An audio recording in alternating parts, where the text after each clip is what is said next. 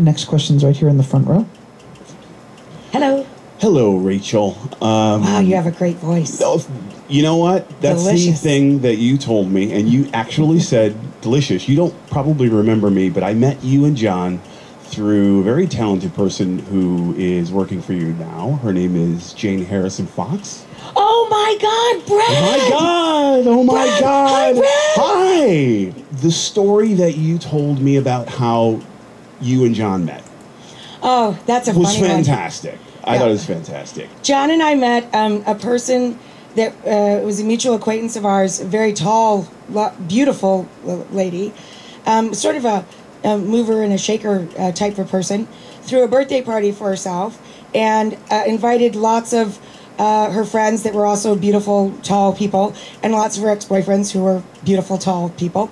And John and I are not tall. So John and I saw each other literally across a crowded room because we were a foot and a half shorter than everybody else. And we walked up to each other and smiled and said hello, and we started chatting.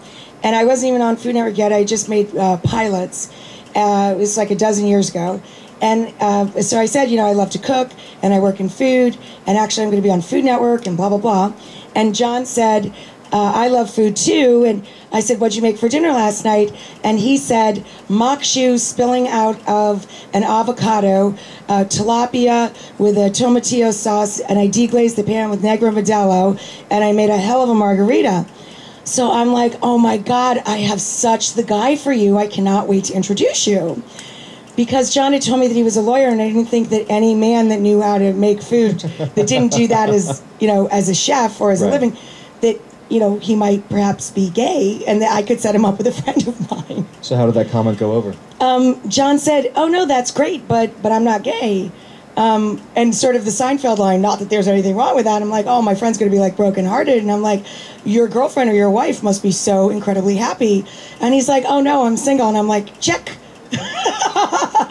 And then we went out and we talked until about 4 o'clock in the morning about music. And we had all the same music likes and dislikes. And I'm just like, oh my God, what's wrong with him? Does he murder people on the weekends or like what? Right, because there has to be something wrong with him. And then he told me that he had his own band, and I'm like, uh-oh, deal breaker. Women can fake lots of things, but liking bad music is not one of them. So then I'm like, okay, please don't let him suck. And I went to hear the band, and then they didn't suck. And then I was like, check please, again. But we have been together on the telephone or in person every single day since for over a dozen years. That's right, Brad. That's a great story, right? So, you guys are doing this now. Is there any chance that you guys will make some kind of a cookbook for single guys to seduce women and sort of... Anything you make in there will get you to dessert. Good to know. Yes. Good to know. And if you use John's side first, even better. No, in all seriousness, I've said for years, if you want to impress somebody, anybody can make a reservation.